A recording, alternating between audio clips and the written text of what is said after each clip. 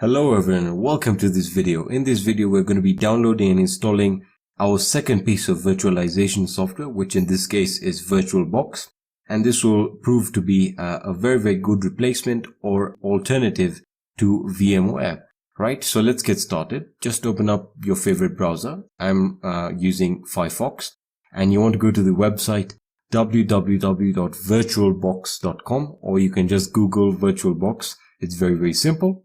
And once you click on the website, it's going to take you to the website, which is a very simple website. And it's going to directly prompt you to download VirtualBox. Now, before we get started, I just want to point out something that if you are running a 32-bit operating system and computer, for that matter, where the processor is a 32-bit architecture, then this is perfect for you because VirtualBox works on both 32-bit and 64-bit. So this is a good alternative that you can check out. In my opinion, in my personal opinion and experience, VirtualBox works great on Linux and macOS. All right. So for those of you running macOS, this is a very good alternative to VMware or Fusion, should I say. Just click on the download VirtualBox button and it's going to take you to the downloads page. And as you can see, it's sorted really nicely here into the 4 categories, depending on operating system. So you have your Windows hosts, your Mac OS X hosts, your Linux distributions, and your Solaris hosts. So I'm running Windows and I'm just going to click on that. Now I already have the setup downloaded. So I'm just going to go to my desktop right here. And here's the file, right? And I haven't installed it. So I'm going to install this with you. So I'm just going to hit install, right?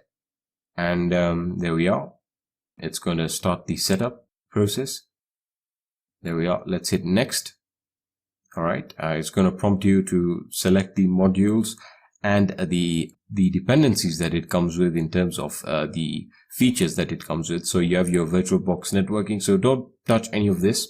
Just hit next. And it's going to ask you for some customization options in terms of where you want the application shortcuts to be. So you have your start menu entries, your desktop, your quick launch bar, and your register, whether you want to register file associations with this program. So I'm just going to leave these all checked and I'm going to hit next. And it's going to say proceed with installation now. There we are. And I'm going to hit install and it's going to start the installation process.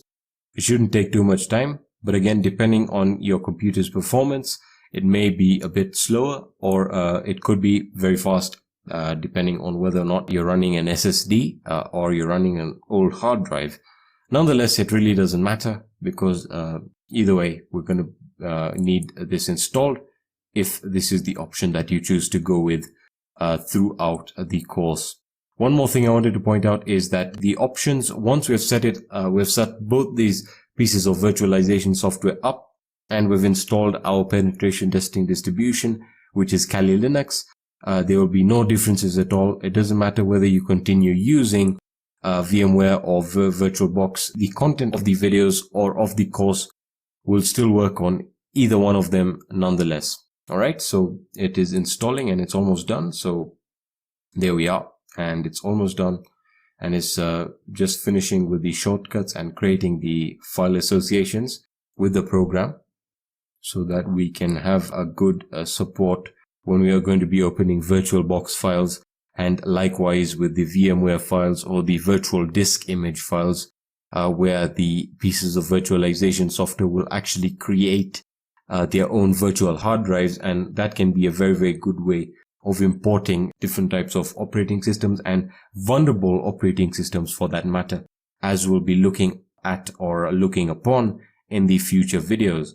So just let this finish up and it shouldn't take too much time now at all. It shouldn't take anything more than 5 minutes. Again, it's really very simple. So we're going to let this finish and I'll be back when it's done. All right. All right. So once it's done, it's going to prompt you to run it. So we can just hit yes. And I'm going to finish the installation and it's going to start up. And there we are. Fantastic. We have VirtualBox set up and we're ready to install Kali Linux now. That's going to be it for this video. I'll be seeing you in the next video. Installing Kali Linux on our virtualization software